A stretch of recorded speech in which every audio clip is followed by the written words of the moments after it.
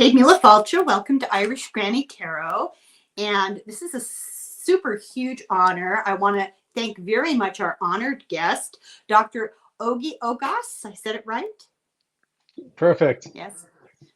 Well, yes. Thank you, Helen. It's a real delight to be here. We took a few tries, but I'm just so happy to finally get to talk to you. It. Yeah, welcome.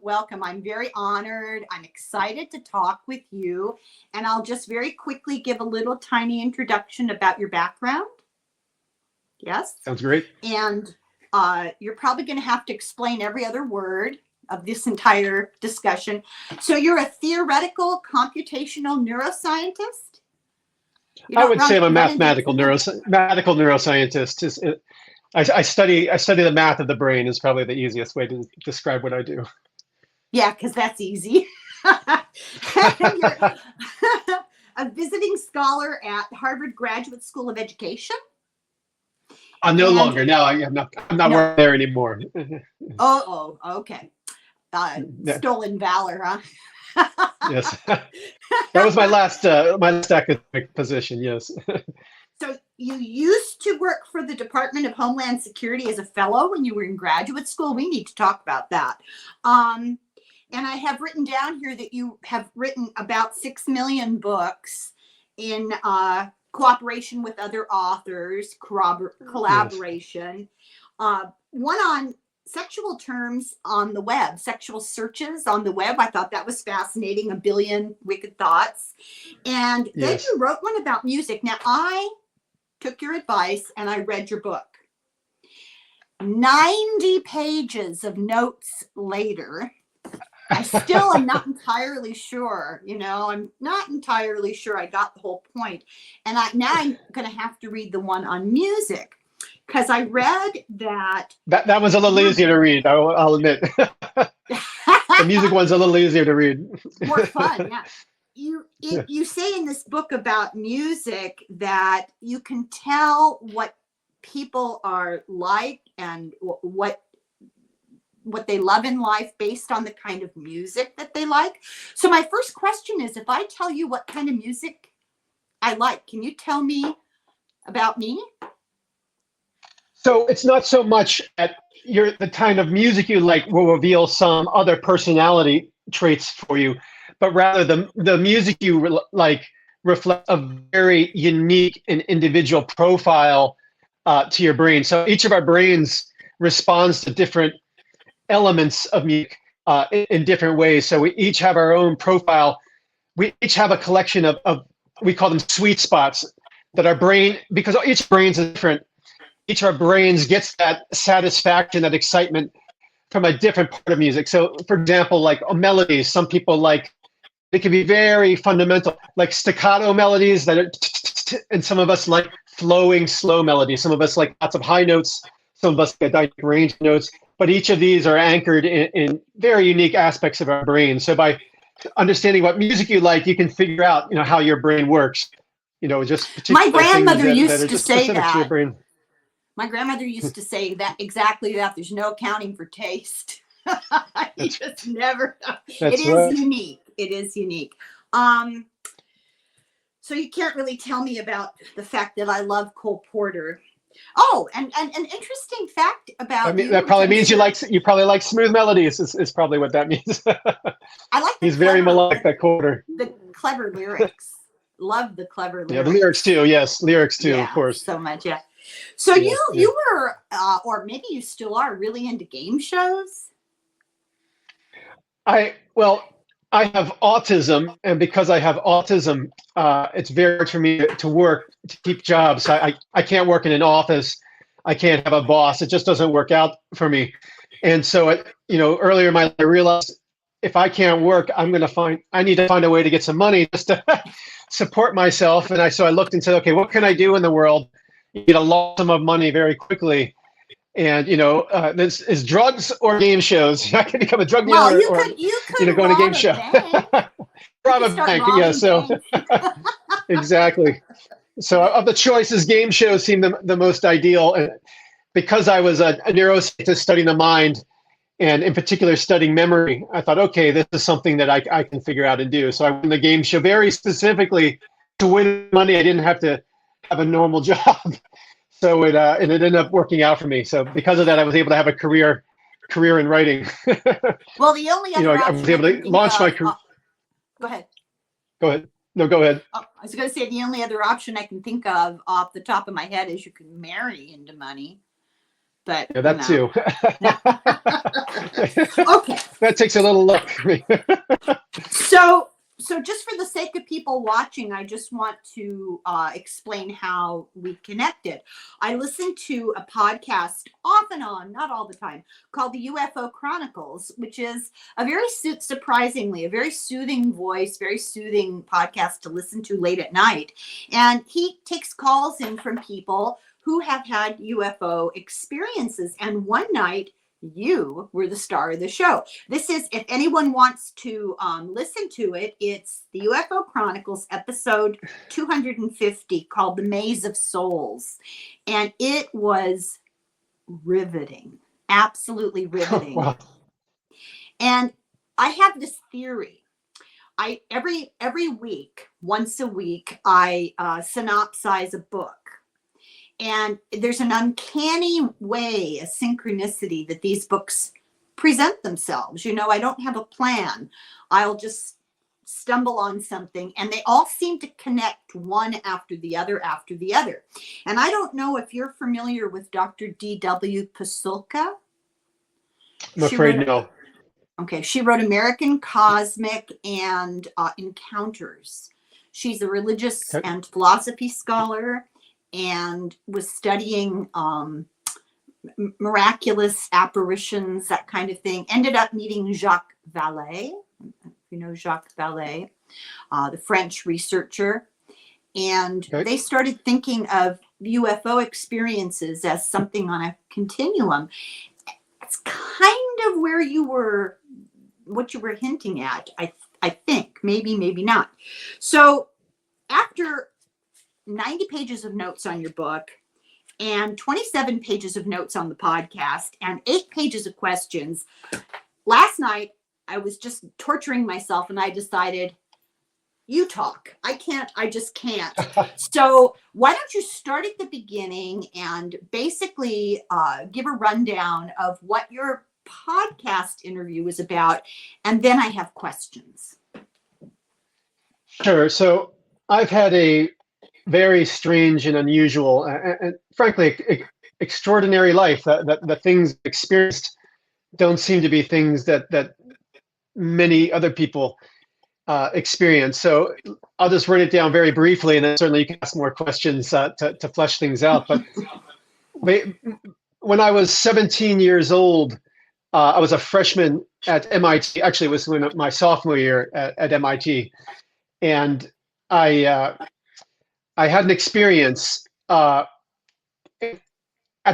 it first happened. I didn't know what was going on, what it was all about. It took many years to understand it, but looking back now, it was my first encounter with what I call intex. Intex is my term for intelligent extraterrestrials, and encountered a particular intex I call 5. Well, it called itself 5.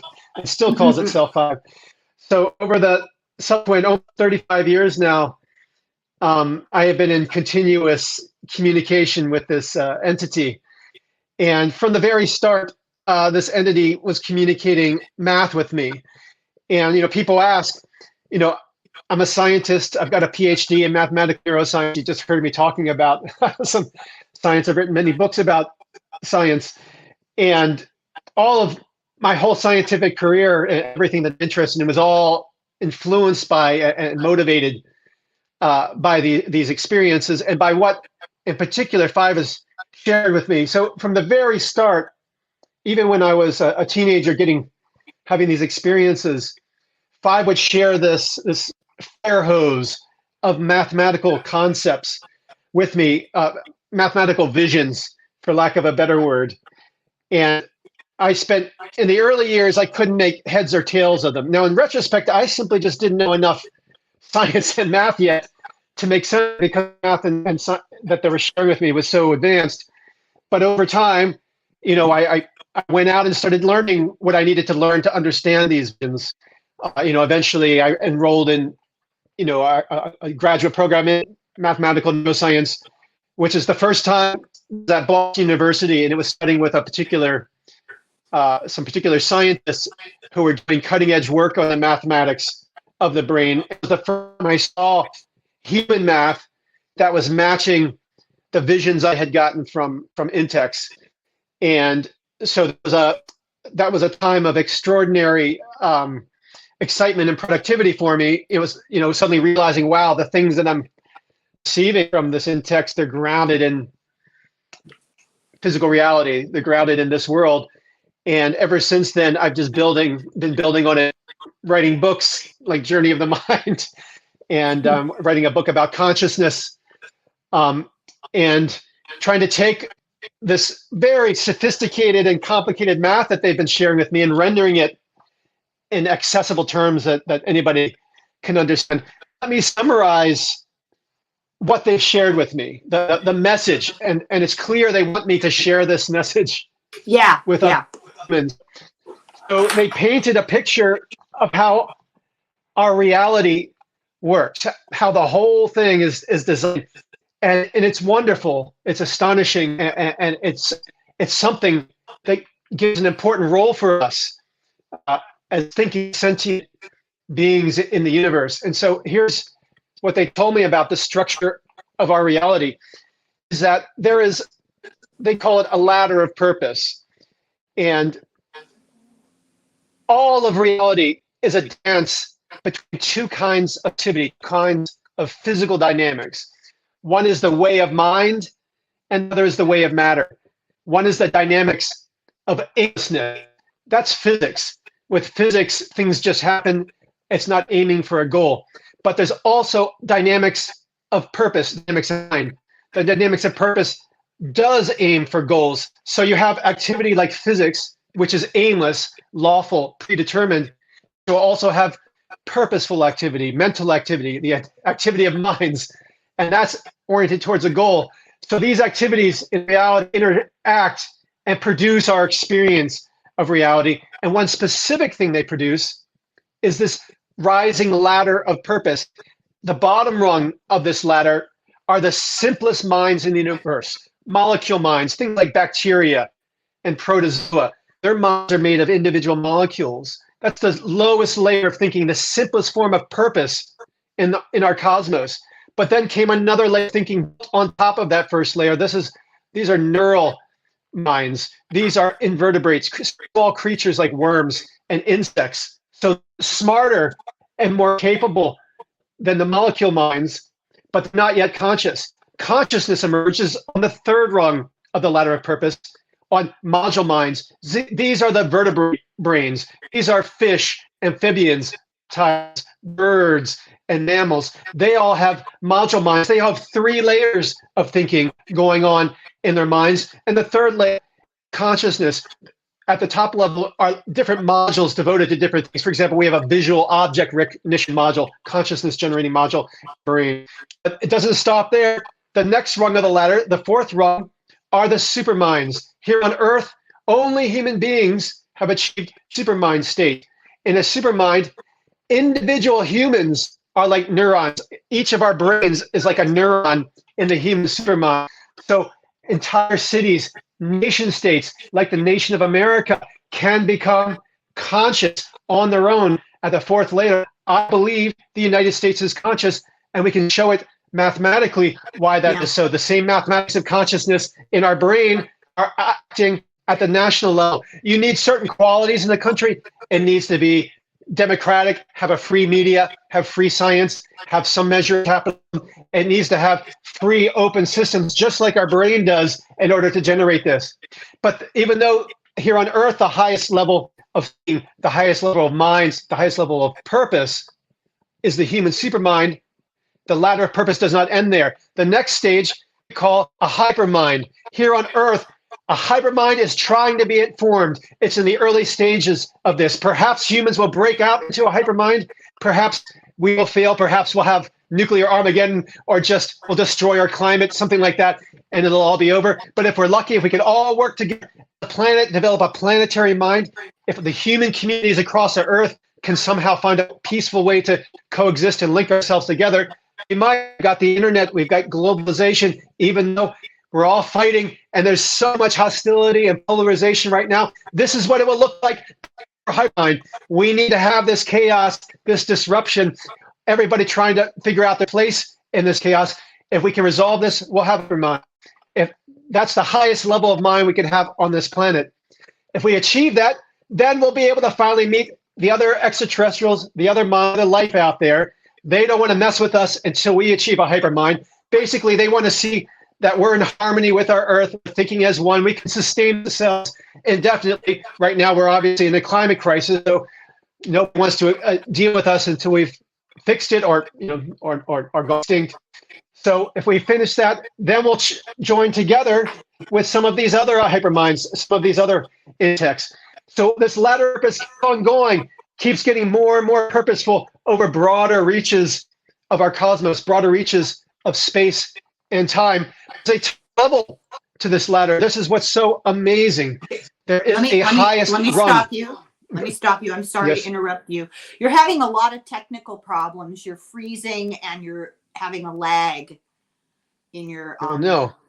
Yeah, I don't know what that is, because I seem to be okay, but then I'm not doing, I'm just sitting here.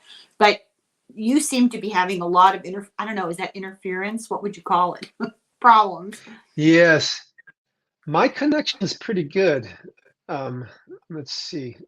Let me try killing something in the back. That usually doesn't have an effect, but let me do everything I can to see how to minimize this problem.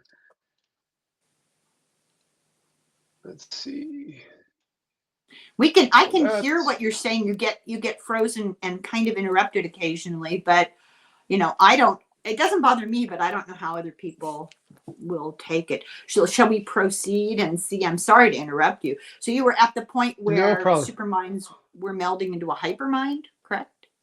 Yes. So let me continue. I was saying here on Earth, the highest level is the supermind, the human supermind. How is it? Am I still breaking up? I shut off everything I could. Yeah. So frustrating. Anything else? Let me see if there's something else I can do. I mean, one solution would be to make it audio only. I mean, if we shut off the video, but I wouldn't, that would reduce the quality of your podcast. Yeah, and they could just listen to the podcast at that point. Yeah. Let me see if there's a try a new I can reduce. Start. 1 second. I just reduced the quality of the video. Is that making it any better? Am I any more clear or consistent now, or is it still the same? It seems better. Let's proceed and see what happens. So here on Earth, is it okay? Seems to be better, yeah. All right. So here on Earth, the highest level of mind is the supermind, the human supermind. But that's the highest level of the ladder of purpose. It keeps on going. The next level we call the hypermind. So if all superminds on Earth, if all of the nations and communities of Earth finally come together to form a single mind, a single integrated community, then there'll be a hypermind.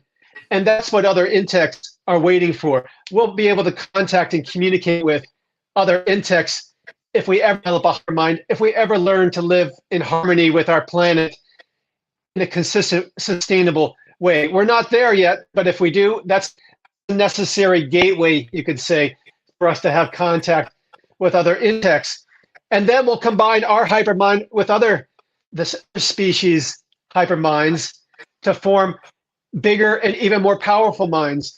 And this keeps going up this ladder of purpose, but there is a highest level. There is a topmost rung on the ladder of purpose.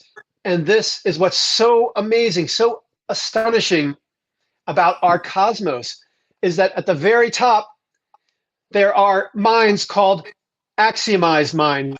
This was the term they gave to me. They said they call themselves axiomized minds. Why? What's special about this top level mind?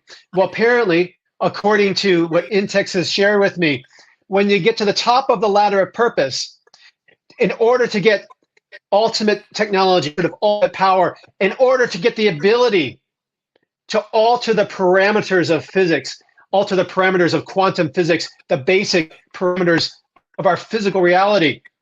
You have to make a commitment to your values. You basically have to take the values that you've developed during this ascent up the ladder, all these civilizations that have come together to form these very powerful galactic minds, all the values that they've incurred or developed in order to achieve this ascent, they have to mathematize them. They have to render their values. Let's say a value of love and community and connection. They render that into a particular mathematical form, into axioms, they call it. Once they do that, they'll have control over the fundamental physical reality of the cosmos, according to their values. But here's the thing, there's many axiomized minds. There's not just one. It's almost like there's many gods. These are very, very godlike, powerful minds, but there's many of them, and they compete. They're competing to dictate the nature of our reality. Each of these axiomized minds has their own values, their own vision of what kind of life should be in our reality, what forms of beings should arise. Should human-like beings arise? Some of the in-techs, for example, 5, who I communicate with, they like life like us, like human beings, and they want a reality, a cosmos where species like us are evolving all over the universe. But other axiomized minds prefer other kinds of life, other kinds of universe. And so there's this cosmic competition to dictate what reality will look like. And that's what generates the reality we have. And so you get to the top of the ladder and it changes physics and the ladder starts again. So it's a beautiful, endless cycle. And why we as humans should appreciate that our reality is this way is because it gives us all free will. It gives us a meaningful, purposeful role in the universe. We're each infinitesimal, but we're not zero. Our choices determine the gods that will exist in the future. We're climbing this ladder, and the choices each of us make in our own lives, the choices to be decent or hateful, to be cruel or kind, these influence the minds to come, the minds climbing this ladder, and will influence the nature of the gods that we are building. In our lives, we have the ability to make choices, and these choices, though infinitesimal, have a measurable influence on future reality. It's a wonderful thing. It means each of us are unique individuals who matter. Our lives matter. Our choices matter. We have a role in all of this, and there's no single God. There's no one being, there's no emperor God. There's no Lord who we all have to follow. It's endless competition, endless opportunities for different civilizations, different kinds of being, different kinds of values to have a role in the unfolding of our universe. Nations have a role, planets have a role, species have a role. At every level of this ladder of purpose, we have our own ability to make decisions, but it's all within this great, marvelous tapestry of purpose. Okay, so I thank you for explaining that again. I'm probably going to have to play this back, 40 times. But so I've been really spending a lot of time thinking about what you said on the podcast, which you just reiterated, and trying to really internalize it, understand it, and reconcile it with a lot of other things that I've read. And I've got my own little personal theory that's going to go down in the books, that physics and metaphysics are just on a continuum, and they're drawing closer and closer together. And at some point soon, it sounds like you've already gotten to the middle there, but at some point soon, we're going to really acknowledge that we're talking about the same concepts with levels of understanding that are individual and with vocabulary that may be different, but it's the same thing. So if you remember, I said these books present themselves in remarkably consistent sort of chronological way for me. Have you heard of Stefan Schwartz, The 8 Laws of Change? No, I'm afraid I have not. No, tell me about He's it. a researcher, and he's into all kinds of really interesting ideas. But his primary idea that he's dedicated his YouTube channel to is that we live in a non-local consciousness. We exist where time and space really are irrelevant because it's just a non-local consciousness. And every quotidian choice we make all day long, every day, is what decides the quality of our reality. I think that's what you just said, isn't it? Basically. That's the that true statement. I would not disagree with that assertion. No. And, yes. And this book is actually a very scientific explanation of the Hermetic principles of as above, so below. Don't you think? I mean, that's one way of putting it. Yes.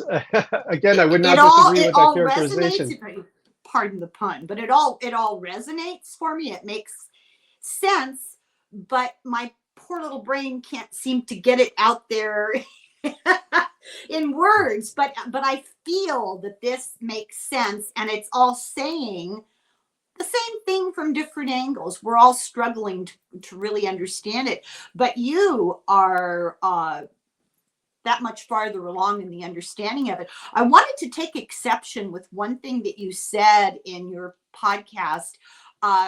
You said, and this may be a paraphrase, but it's almost a quote. You said, "I'm not special. Everybody can understand this. Everybody can do this." Well, I beg to differ.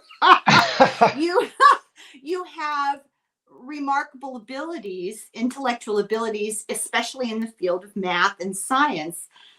Not all of us have that, you know. It's very important for me to assert the fact that I've been able to communicate with these entities within text. There's nothing special about me that allowed me to do that. I wasn't chosen. I don't have some special powers or abilities. Anybody could communicate with them. That I want to make perfectly clear. But I devoted my life to acquiring enough math and science to be able to make sense of it. I hated math. When this happened to me, I did not like math at all. In high school, I took a lot of math classes so I could pass out math in college, and I thought I'd get to college and won't have to do any more math, and I was happy about it. So when I met these beings giving me math, it wasn't a joy. I was like, what is this? I don't. Some kinds of math I'm good at, but I'm not a natural at math. It's a lot of work for me. I'm much better at writing. My brain's naturally suited for writing, not math. So the fact that I've had to spend so much effort with math, it did not come easy. But you must understand, don't you, that the majority of us, if we had gone through the experience you went through, I doubt very much we would have gone out and gotten math books and tried to understand. We would have given up before we ever started. Let me say that's a very important point. Come to believe that many other people have had the encounters and the opportunities that I had. It's just in the end, the amount of math I needed to make sense of it was so sophisticated. And like you said, I think a lot of people, they experience and don't know what to do with it. It's where to go with it. And so they end up talking about it in ways that other people don't find convincing. It's strange and confusing and transcendent that they can't put in words that other people can understand. I tried to talk about it with people in my 20s when it was happening, and I didn't have words, and people thought I was nuts, because I couldn't render it in a form.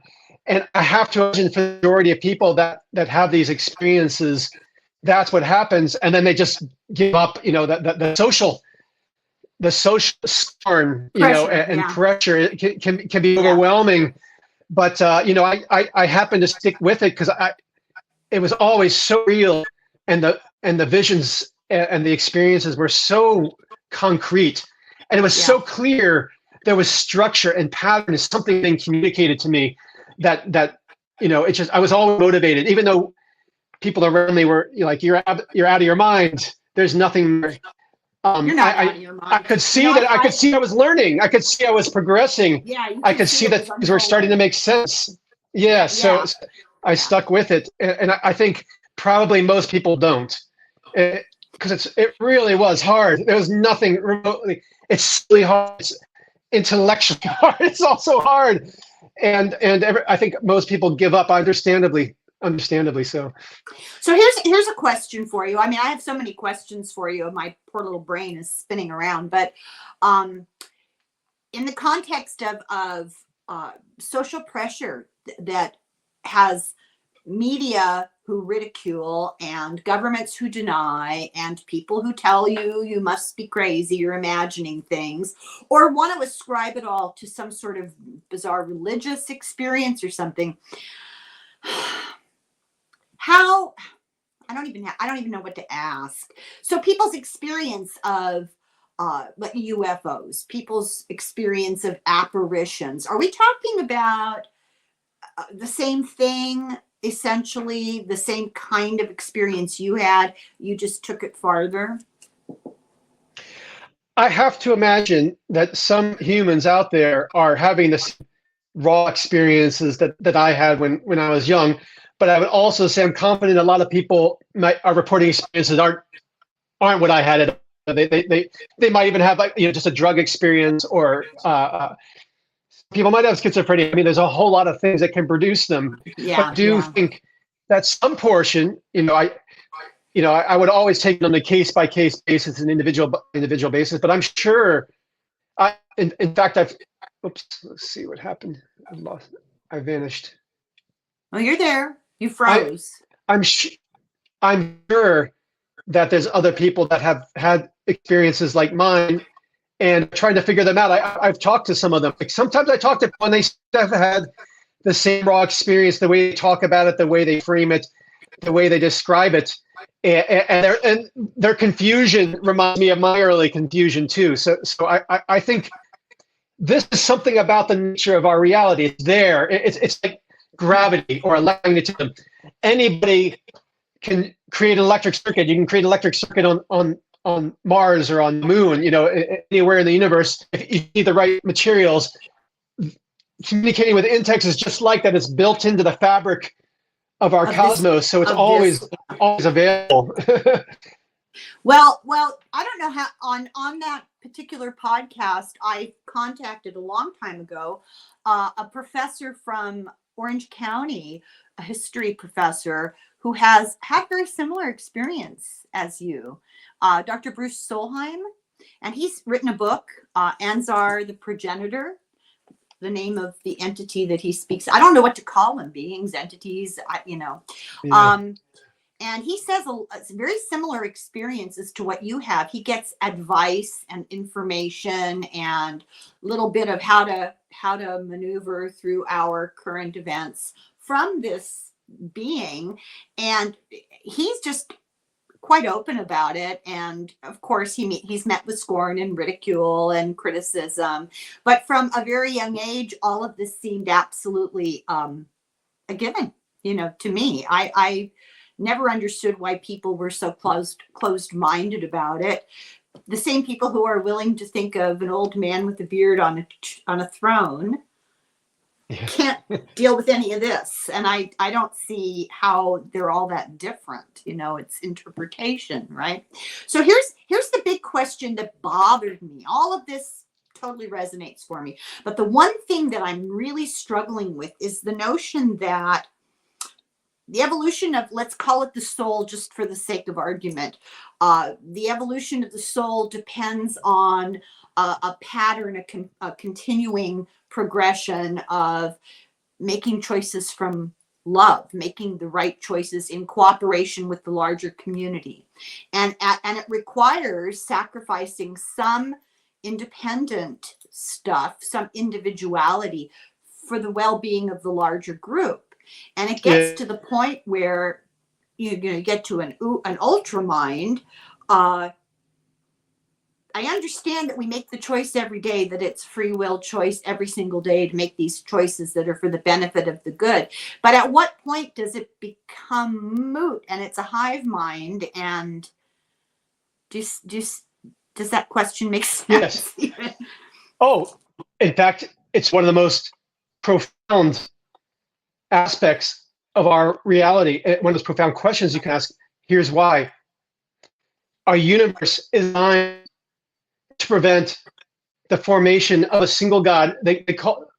Intex calls this the fail-safe supreme. So don't want a single God forming that controls everything, an all-knowing, all-powerful God. Nobody wants this, because then we don't have free will anymore. It's all dictated by the God. So this system of climbing this ladder, and there always being multiple gods, multiple axiomized minds at the top competing, helps ensure that we never get frozen or locked into a single God. What in-text says is, if you get a God, just reality freezes in place. But also, to ensure that you don't get malicious or malevolent entities, what's built into the universe is ensures that to climb the ladder of purpose, you need love, you need compassion. The only way you can build each of these new layers is through self-sacrifice, is through giving up your individuality for the good of the community. And this has already happened in our brain. The whole reason we are conscious, what happened ago is the second layer minds, the second rung of the ladder of purpose, the neuron minds. These are the invertebrates, worms, insects, jellyfish. Their neural networks, each of their brains came together. So if you basically take one fly brain, let's say, one brain of a fly, and hook it up with multiple fly brains, that's what's in a fish brain, that's what's in a bird brain, that's what's in a mammal brain. They basically have lots and lots of insect brains that are all wired together to in a unit, brain. working and together. And then the same thing happened to us. For humans to rise above all other beasts, for us to develop superminds, we had to develop self-sacrifice, tolerance, love, compassion. Humans are the only creatures on earth willing to sacrifice our own welfare and well-being for a stranger, for a perfect stranger. People are willing to lay down their life to rescue a stranger. We're the only creatures on earth that's the case. That's what allows us to have a supermind, because in order for us to think as one, to share the same opinions and values, we have to feel willing to give of ourselves to help others. So that's what happened to us. For us to develop language, music, art, science, philosophy, technology, all of these things which are so powerful, it requires us to sacrifice some of our individuality to work in a group. And this happens every single time. But this is a fail-safe. They talk openly about this. It means that to climb the ladder, you always have to have some level of compassion, connection, and frankly, love. If you can't love, you'll never climb the ladder. You can't be a dictator and get to the next level. This is also why, more generally speaking, dictators versus democracies, the democracies are going to win. A dictator is a single human being. So Putin in Russia, for example, is one man's brain versus a democracy with lots and lots of brains all linked together, all contributing thoughts. No one person's in charge. It's more powerful. It's a difference between having the brain of a mammal and the brain of a jellyfish. Putin's like the brain of a jellyfish. A democracy is like a human brain. So, but this helps ensure to climb. What's going to climb? It's going to be the democracies to get to the next level. The dictators aren't going to rise. It's going to take democracies to get to the next level. And this is a built-in sail face. Go ahead. Here's a question for you. I'm just going to complain. It's not fair that the rest of us who are struggling to make those daily positive choices and actions out of compassion and love, we're getting the raw end of the deal, because we're getting the repercussions of the people who don't care. And so how does that fit into this larger scheme? What about the people who are the beings who are struggling to evolve? Well, keep in mind what we're doing. We are carving civilization out of rock, out of electrons and photons and protons.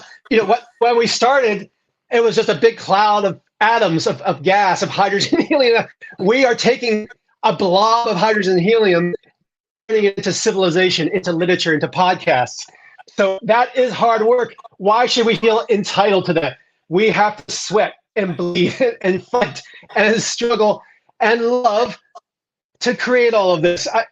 For me, we have to turn, raw molecules into all the beauty of our social world. So yeah, that's the game. We're not entitled to this paradise. We have to build it out of our own sweat and blood.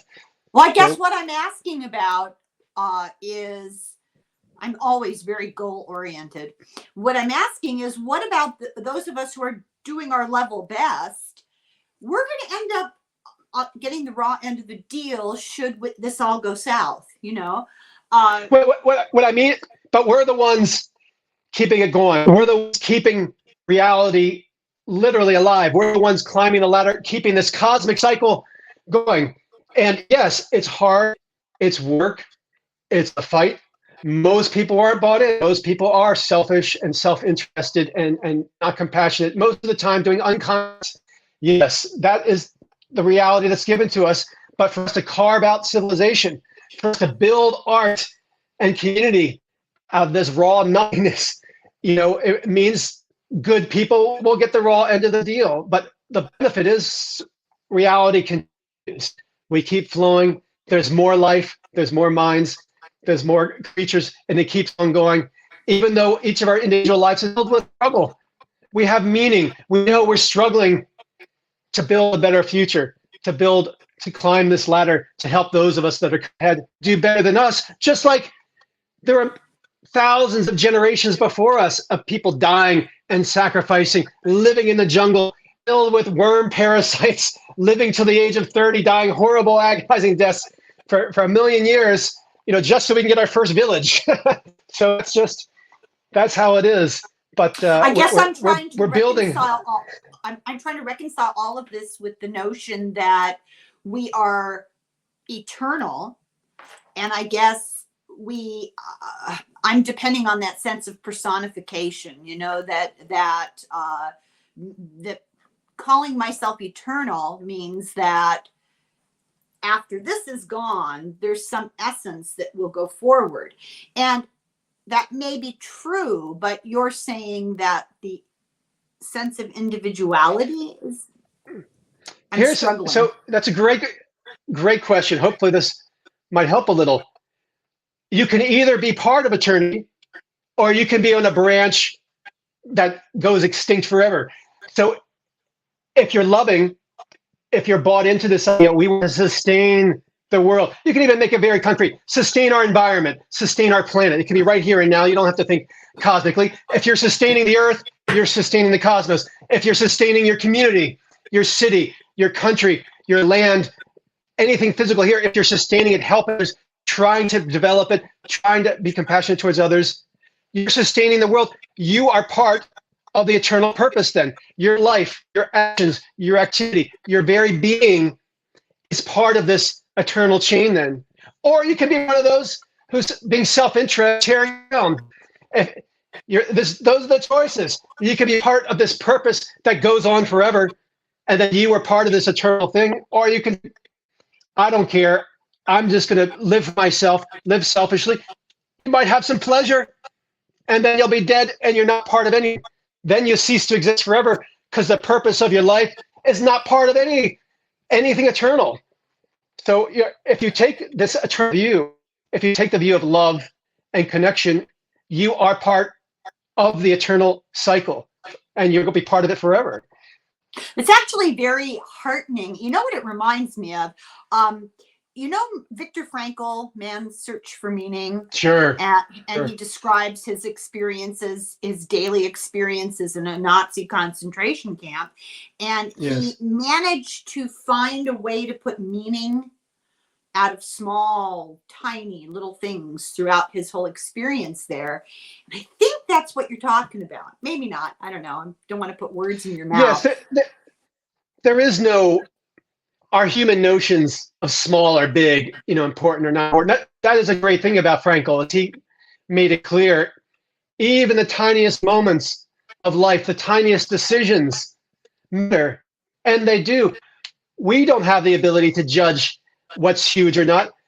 Something that's, as big as like a clear, that seems like a huge thing. But just being kind to your neighbor one day, that may be the thing that changes the future. We can't judge. We don't know. For us to get here, right. A billion years ago, all that was on Earth were bacteria, and there could have been some bacteria battles, some bacteria communities that are responsible for us being here. we might say, oh, what bacteria did hardly matters. But if those things didn't happen, we wouldn't be here. Who are we to judge which little moments Right.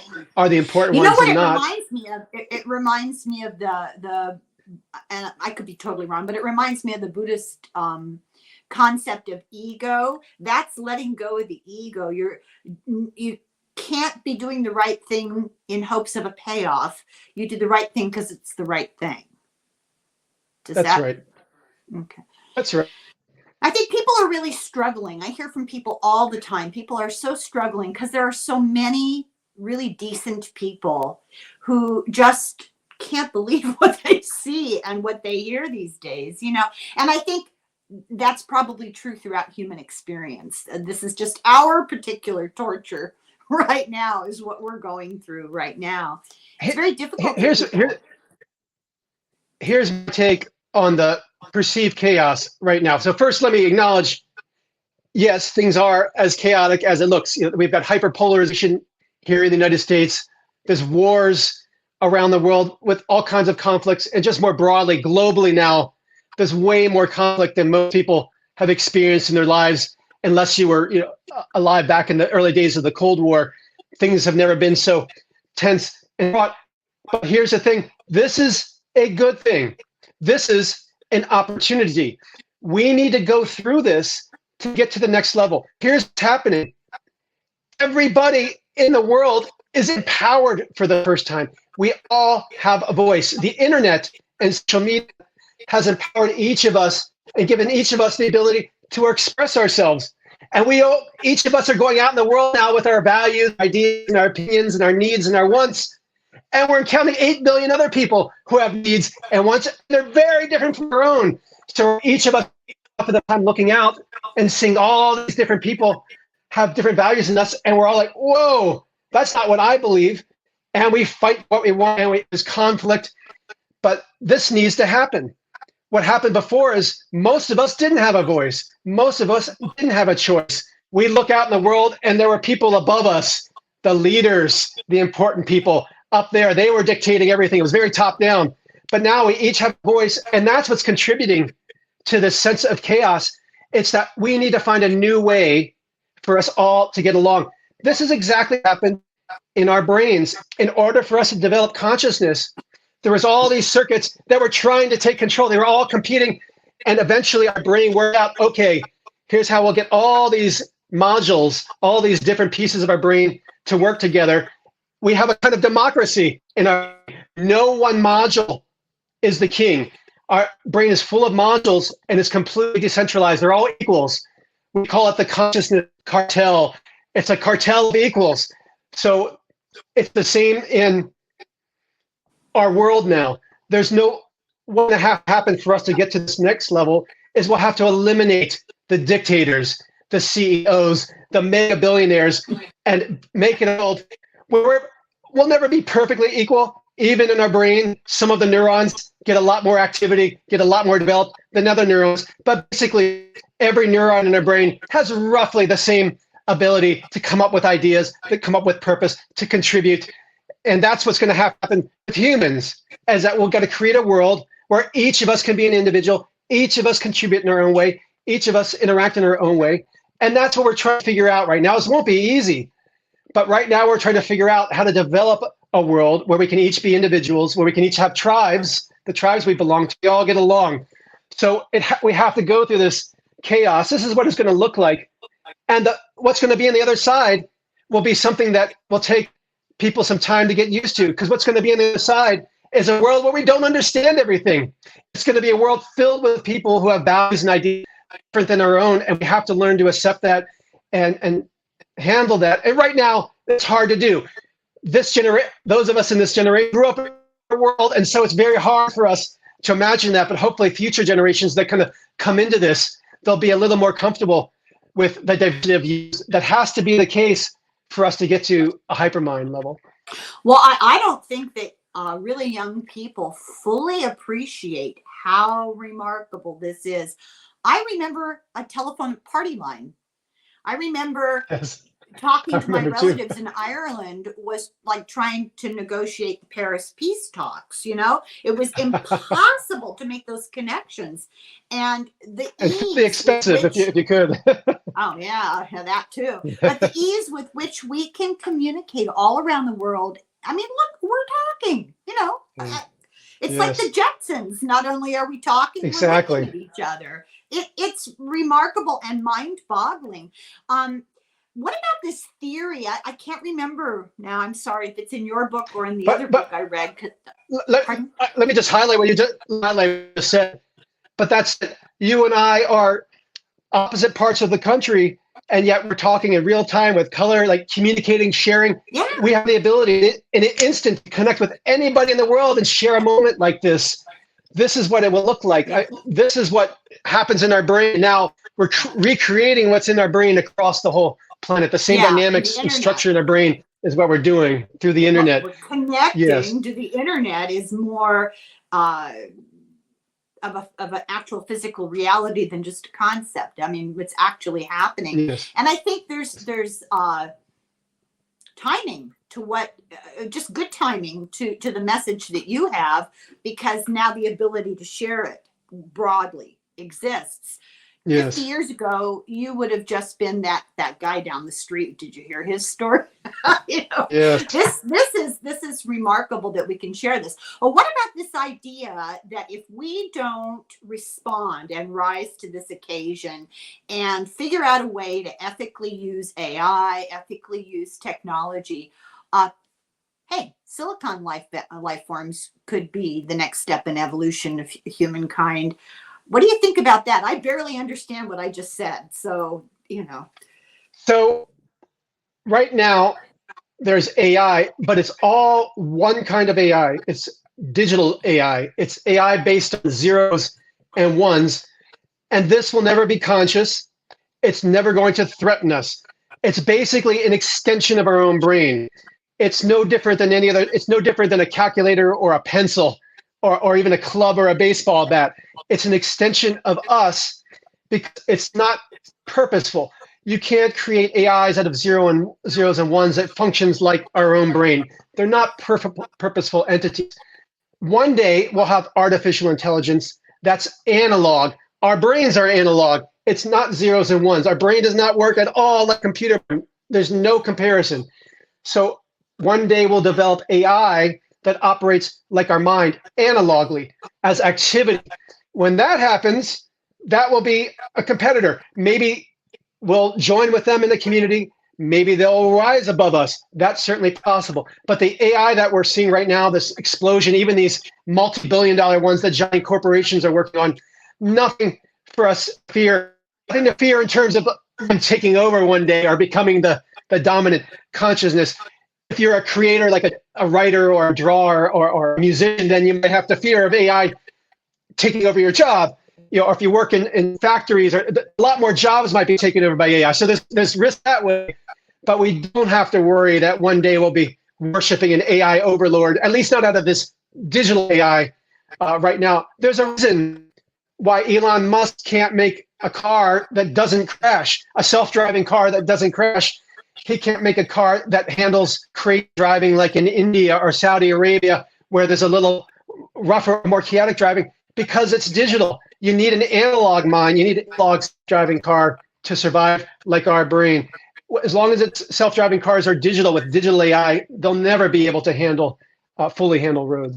Well, there's more than one reason why he can't get that to work, but that's for another another discussion. What about the brain Yes. chip thing? Is this just another digital sort of situation, and not to worry about that? What's that? The brain chip, you know, he's trying to put computers into people's brains and connect them. Is that just an extension of that digital computer thing, not analog and not therefore really a threat? When I was at Boston University, one of my colleagues there, this was back in the late 2000s, he developed one of the very first brain chips. So I got to see it firsthand. So it's possible to put a chip in the brain that interacts with the brain. They're super crude. It's not going to be the case that one day we'll have like a brain chip in that will give us kung fu or that allow us to speak Chinese or anything remotely like that. There's things that if you're blind, it'll give you some crude vision. If you'll get some crude hearing. Wonderful things, but there's not going to be something like you plug it in and suddenly you know physics or Yeah, you fly it's out or something like that. kind of a neurological impulse transmission. It's not global thinking. Does That's that make right. sense? That's right. Yeah, yeah. Yes. That's fascinating. Well, let me look here at my Oxford English Dictionary of questions that I have for you. It's insane. I know you probably have to go. I don't want to keep you forever. I have about 10 to 15 minutes. So. Oh, well, I could go on all day, so you'll have to shut me up here. Let's see. I already asked you about free will. So how do you go about fitting people's sort of metaphysical stuff into this? Because let me just give you a little context. I was raised Catholic, but I escaped. You mentioned Boston University. Isn't that a Catholic university? Boston College is. Boston College is Catholic. Okay. I went there too. That's a Catholic Jesuit institution. Okay. Yeah, I went to both, but yeah. Yeah. Jesuits. The free thinkers of the Catholic Church, which is not saying much because they think that women can't be priests because Jesus was a man. Oh, yes. I rest my case. Yes, yeah. That's right. So how do you explain, are we just mired in superstition and someday we're going to evolve away from the need to explain everything in paranormal, metaphysical terms, religious terms? How do we get there? How do we put our belief systems into this larger context? Well, we're always trying to make sense of the vastness, the complexity of the cosmos. It's so huge, so unfathomable, so just incredible that it exists at all, that we're always, as small minds, as third and fourth mind on this big ladder in this immense cosmos. We're not even off our planet yet. We got to our moon, but we're not even past that. So I can't get my iPad Mini to work right. So for us to relate to this vastness, we're always going to have to come up with ideas like gods and philosophies. And even if you don't believe in God, science is people's substitute. Right, but it's still just a way of trying to relate our smallness to this vastness. So we'll always have this problem, and we'll never come up with like a perfect solution because the universe is so much bigger than we are. Yes. So I never. Yeah, people are superstitious, but what are we supposed to do? It's confusing. It's daunting. It's intimidating. It really can be overwhelming, but it is also fascinating. I mean, it's really in my opinion, it's fun to delve into these big ideas, even when they make no sense because our little tiny brains, So I have a final question for you. I was thinking about this yesterday. I probably shouldn't confess this in public, while I was watching reality TV, and I was thinking, I wonder what you do to I know you mentioned that it's hard for you to turn off your brain. This is the world's smallest violin. Most of us don't have enough of a brain to actually turn off, but what do you do to kind of escape and relax and just shut it all down? And I have a suggestion. I really recommend reality TV, as in, Love After Lockup or 90 Day Fiance, where you can watch people that are so problematic that you feel pretty good about yourself when you're what do you do for entertainment? That does sound relaxing and fun, but I don't shut off. I'm talking to extraterrestrials who are sharing math and science with me that nobody knows. I spend every second of every day dealing with this and developing. Is that exhausting? It's just no. It's my sense of connection and purpose and meaning in the universe is profound. I'm talking with beings that guide me, and things they say turn out to be true in our reality. And my life has gotten better and more joyful. The more I've embraced what they've been sharing with me, the better my life has become, the broader my perspective, the more my compassion. My life gets better and better. And so I just keep putting myself into it. It's what I'm learning and discovering. I figured out how consciousness works. I figured out how autism works, how human sexuality works. I've had these profound epiphanies, and once you have these, you don't want to stop. The whole universe is within my grasp. I want it all. So, yes, so I don't take any breaks. Is it petty? Am I being petty to say I'm jealous? Tell them, call me. I want to learn these things. I'll put in a good word for you. I do think that you mentioned this in the podcast, that they saw that you could handle it. This is overwhelming to go through, and not everybody comes out the other end with the attitude that you have, which is enlightened, and they saw that in you, which is why they continue to communicate. And I kind of have a theory. Go ahead. Go ahead. Go ahead. Finish. Oh, I was going to say, the reason that I heard you and the reason why you're here talking today is because a lot of us probably wouldn't be so graceful about this whole situation if we were in your shoes. It's fascinating. So very recently, only in the past few years, only after I turned 50, this first happened to me when I was 18. It was when it first happened. It was only when I turned 50 I finally understood what they were putting me through. There was always a sense they were guiding me somewhere. From the beginning, always a sense they wanted me to go somewhere, that they were taking me somewhere, that there was something there I was headed towards. And I think what the way they work is, lots of people have these opportunities, as we talked before. I'm not the only one. Lots of people have these experiences, but they're very hard to deal with. It's very confusing.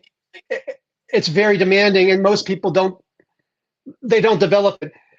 I went through it, and I came out the other end. And one of the big things is I came out with humility.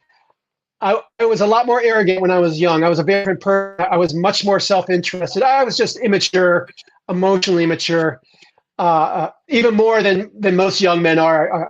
I was just going to say, well, you were a boy, so. Yeah, I was a boy, an autistic boy, so I was very socially and emotionally selfish.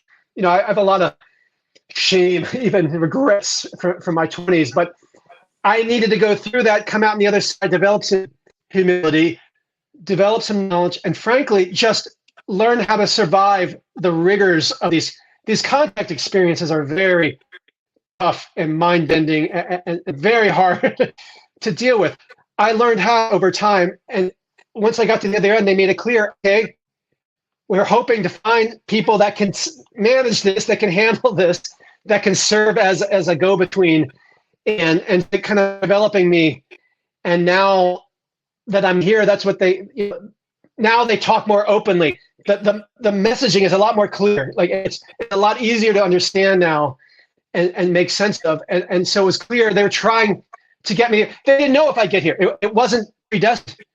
Maybe I would, maybe I wouldn't, and I was one of the ones that did, is what it really seems like now. And what they're telling me, that they're saying, communicating to me. Yeah, I really strongly advocate that people listen to that podcast, because you go into a lot of detail about what those experiences originally were like for you and how that evolved. And it is pretty scary stuff. I don't even like, Ferris wheels and roller coasters. So I can't imagine going through something like that. On the other hand, I'm delighted that we connected and that we're able to hear this story and spread it far and wide, because I think this is such an important message. you're kind Helen, of like the modern you're a lovely woman, Helen. Oh, no, you're like Lovely the woman, Helen. I'm Angel so Gabriel. delighted to be here talking to you. Oh no, it's been fun. I don't know about that. Well, that's what Angel Gabriel did. I mean, I'm No. not really. But the story is a messenger of the gods, right? Coming and bringing information that people need. We need to hear these things. People are so wrapped up in, I don't know, the NFL, that Yes. we're missing out on what's important. So I'm always happy to do this. I am going to read your book on music. Would you be willing to come back and talk about that when? I'd be delighted to, Helen. Excellent. Well, it's going to be a while. It's truly a joy chatting with you. Oh, thank you. Do you have anything that we didn't cover that you'd like to put out there? No, you gave me an opportunity to say the core things that I always want to say. So I thank you. Oh, it's just a fascinating subject, and what a remarkable experience. And A+, you're doing a great job getting the story out there. So I was thrilled to hear you on the podcast. I'm honored to be able to do this today and to speak with you. And it was very gracious of you to agree. A lot of people see Granny and Tarot in the same name, No, for me, it made me intrigued. So. Yeah, maybe. So I'll draw a tarot card for you later, and I'll let you know. Okay. Please do. Yes. Okay. Thank you from the bottom of my heart. I really appreciate it. It was absolutely delightful to meet you, and I am going to follow through on my threat and get in touch with you again after I've read your other book. And you haven't come out yet with the one on consciousness, have you? I am selling my consciousness book. It's called Consciousness: How It's Made. It's available on Amazon right now. Yes. Oh, it is available. Yes. As an actual paper book? Oh, not as a paper book yet. It's just available as an ebook right now. Yes, it's not available as a paper book yet. I'm allergic to ebooks. Yes. You're right. No, the paper book's not ready yet. No. Okay, well, get to work. I don't want to keep you. Yes, I'm working hard. Thank you. And I would be delighted to have you back again as soon as I can get the book read. So thank you very much. I'd love to come back. Great. Sure. Thank you so much. And so I'm foiled to everybody.